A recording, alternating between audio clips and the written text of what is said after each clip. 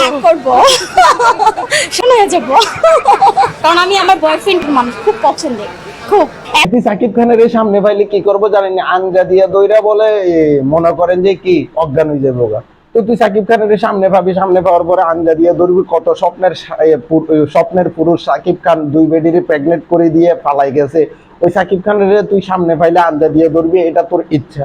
তো ইচ্ছা থাকতেই পারে, তো ইচ্ছার মধ্যেও তুই আবার ইতারে আঞ্জা দিয়া তো ধরবি, ধরার পরে তুই অজ্ঞান হয়ে গেলে তো আর লাভটা হইলো কি, তুই আঞ্জা দিয়া ধইরা। আমি তো জানি যে একটা মানুষ, যে মানুষ 10 টাকা জীবনে চোখে দেখে না, এই মানুষ যদি 10,000 টাকা চোখে দেখে, ওই ব্যক্তি মনে করেন যে কি আতঙ্কের ঠেলায় অজ্ঞান হয়ে পড়ে যায়। তো তুই তো বিভিন্ন পুরুষের ডলা খাইছিস, তো তুই সাকিব খানের আঞ্জা দিয়া দইরা তুই আবার অজ্ঞান হয়ে যাওয়ার তো কোনো প্রশ্নই আসে না। তো মানে চুপ মারানিরা মনে করেন যে মিডিয়ার ভিতরে এসে যা পারে তাই করার চিন্তা ভাবনা করে, তো করতেছেও তাই তো না।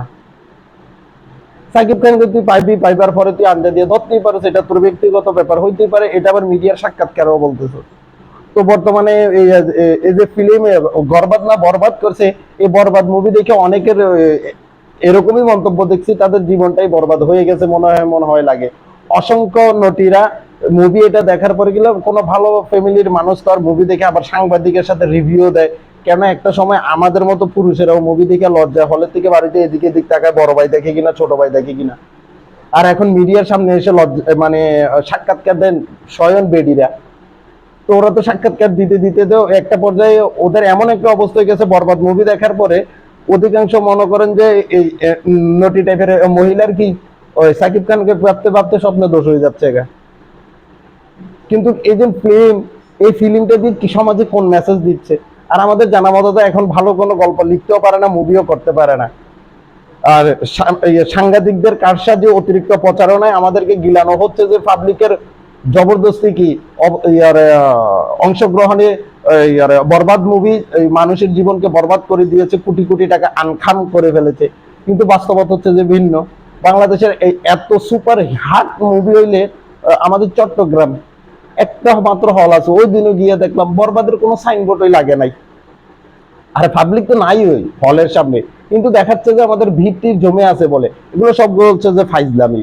এভাবে অপপ্রচারের মাধ্যমে আর কিছু নষ্ট প্রকৃতির নারীদের কি সাক্ষাৎকারের মাধ্যমে, কিছু নষ্ট প্রকৃতির পুরুষের সাক্ষাৎকারের মাধ্যমে কি বরবাদ মুভিকে প্রমোট করার প্রচেষ্টা চালাইছে। তো সৌয়া মুভি করছে, 6টা মুভি নাকি বলে হিট হয়ে গেছে গা। আচ্ছা 6টা মুভি করছে সেটা ভালো কথা, 6টা মুভি দেখছে কে বাজানেরা?